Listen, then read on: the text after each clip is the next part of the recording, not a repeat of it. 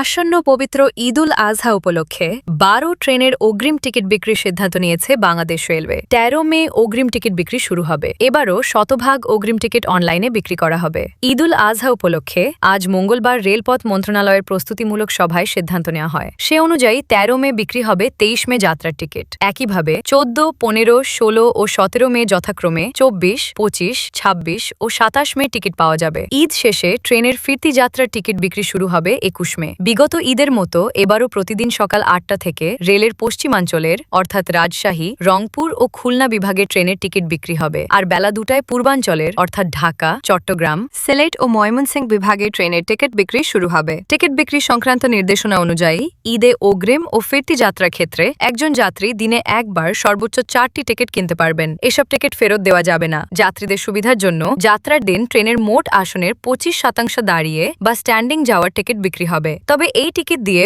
উচ্চ শ্রেণীর কোচে যাতায়াত করা যাবে না।